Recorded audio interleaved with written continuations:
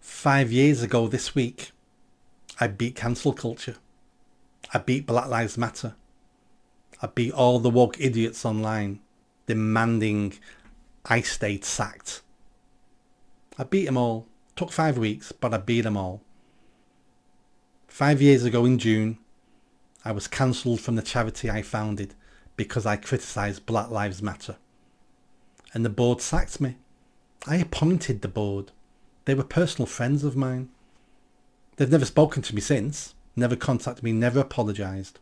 They sacked me over email because I criticised Black Lives Matter as an individual. And I decided I wasn't taking this.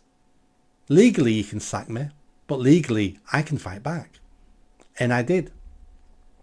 Within 5 weeks I forced the board to resign in disgrace. All in front of the world's news. This was reported across the world, this story. I got my job back at the charity. I ended up leaving a year later, but I saved the charity from bankruptcy because they nearly bankrupted the charity through their incompetence and their cowardice. They were cowards. And how did I beat them?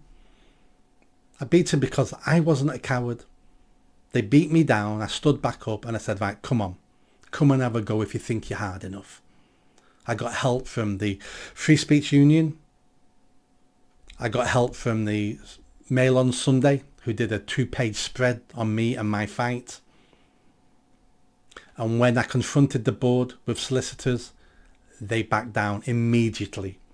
We wrote them a letter, and within 18 hours of writing them a letter, they all resigned.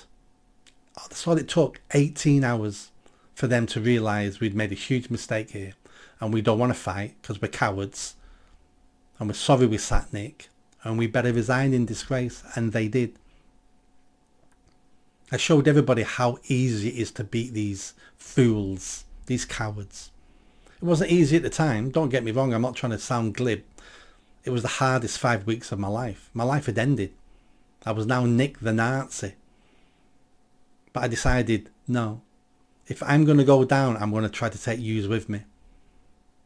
I may not win, but I'll be a bloody good second place. I'll tell you that for nothing. I'll be a bloody good second place. And cowards don't like to fight. Cowards like to run away, and that's exactly what they did. 5 years ago, it seems to have gone so quickly. My life's changed completely. I don't work in the charity sector anymore. I can't. I'm blacklisted. No charity would employ me now. I'm too controversial. I speak out on things. The charity sector in this country is broken at its core, because it's not a charity sector anymore now. It's a propaganda sector for the woke, the liberals, for the communists. The charity sector is broke, and the bigger the charity, the more of a propaganda arm it is. So never give your money to big charities. Never, ever, ever, ever. You should support charities, but make sure you support tiny local ones. Support your local youth club. Support the little charity down the corner that's taking in stray dogs. Whatever you want to support, but they have to be tiny and they have to be local. Don't give to the big ones, because your money's wasted and you're funding the destruction of this country. That's a charity sector.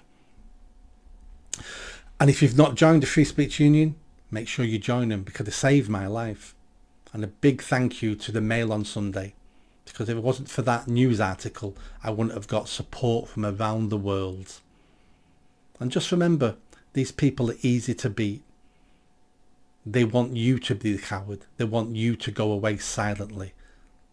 And the more you speak up, the more you speak out, the less power they have, because they're cowards.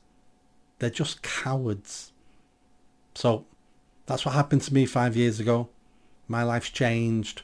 I'm not the same person anymore now. My outlook's changed. And I'm basically unemployable to a certain extent. Do I care? No. I'd do everything exactly the same as I've done now. I would still write that article criticising Black Lives Matter. I would still post it on social media. I'd still refuse to apologise. I would still do all that, because I'm not a coward. I would rather die on my feet than live on my knees? And that's a question every English and British man and woman has to ask themselves now. That's the question you need to ask. So go ahead, ask it, think about it, and then you answer it to yourself. See you next time.